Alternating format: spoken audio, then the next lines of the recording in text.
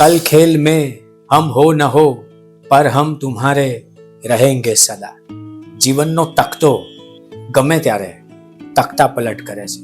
તમે ક્યારેક મેઇન રોલમાં હો અને ક્યારેક સાવ નાનો રોલ તમને મળી જાય, પણ એટલું યાદ રાખવું કે તમને જે મળ્યું છે એનો આનંદ કરવો.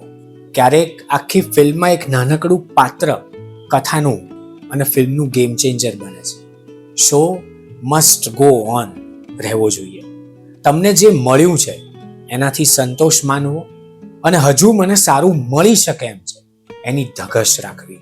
સંતોષ અને ધગશ આ બંને ખૂબ જરૂરી છે જીવવા માટે. યાદ રાખવું, આપણી પીડાઓ, આપણી વ્યથાઓ, આપણને જે કંઈ દુઃખ લાગે છે તે બધું આપણા માટે છે, દુનિયા માટે નથી. દુનિયા માટે તો તમે એમનું જે કામ કરી રહ્યા છો, તમારો જે ધર્મ છે એ નિભાવવાનું છે. સવાર પડે જ છે, રાત આવે જ છે, ફરીથી સવાર ઉગે છે. કંઈક એવી જ રીતે જીવનમાં હોવો જોઈએ.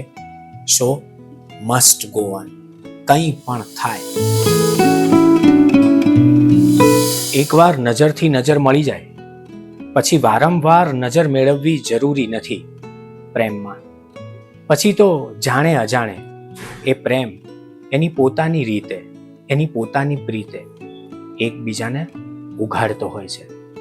સાચો પ્રેમ સાબિતીમાં નહીં, પ્રતીતિમાં ઉજવાતો હોય છે. સંભાળજે ઓ દિલ, આ કટોકટની ઘડી છે. આ દુનિયા મને એકી ટસે જોઈ રહી છે. શેર મરી સાહેબનો છે. આખી દુનિયા આપણે શું કરીએ છીએ એ આપણી સાથે, આપણી ઉપર નજર રાખીને બેઠી હોય છે અને આપણને એમ છે કે આપણને કોઈ જોતું નથી. ધારો કે આપણને કોઈ જોતું નથી, પણ ઈશ્વરનો કેમેરા તો આપણને જોવે જ છે ને. પ્રત્યેક ઘડી કટોકટની છે, પ્રત્યેક ઘડી અગત્યની છે, કારણ કે એમાં આપણે લગ્ની અને આપણી લગન બંનેને ઉમેરીને આપણા કામને પ્રામાણિક રહેવાનું છે. આવું કરીશું તો દુનિયા એકી ટસે જોશે અને સાથે સાથે બિરદાવશે. એગ્રેશન જરૂરી છે, પણ એ એગ્રેશન ગુડ ડિરેક્શનમાં હોય એ ખૂબ જરૂરી છે. કેટલાક લોકોને એવું થાય છે કે દૂધ જ એટલા માટે ખરીદીએ કે સીધું માખણ જ નીપજે. આ એગ્રેશન ખોટું છે. ક્યારેક એવું બને કે એક પ્રોસેસમાંથી તમારે પસાર થવું પડે. સમય પાસે એક જ અપેક્ષા રાખવાની છે કે એની ચાલે આપણે કેટલો કદમ, આપણે કેટલી ગતિ, આપણે કેટલો તાલ મિલાવી શકીએ છીએ. એગ્રેશન બહુ જરૂરી છે, પણ એ ફોકસ સાથે હોવું જોઈએ, એક ધ્યેય સાથે હોવું જોઈએ.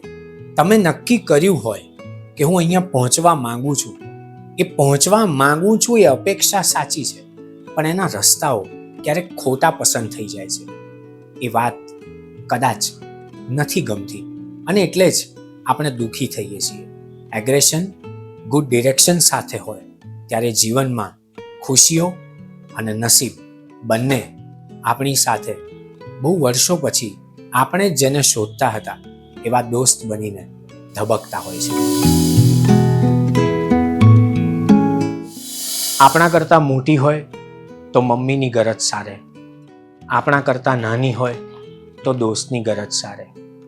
એ સંબંધનું નામ બહેન છે. ઇમોશનલ બોન્ડિંગ હોય છે આપણું બહેન જોડે. માત્ર ભાઈ બહેનનો સંબંધ નહીં, બહેન બહેનનો સંબંધ પણ ખરો. એક ભાઈ અને ઘણી બધી બહેન એનો સંબંધ પણ ખરો.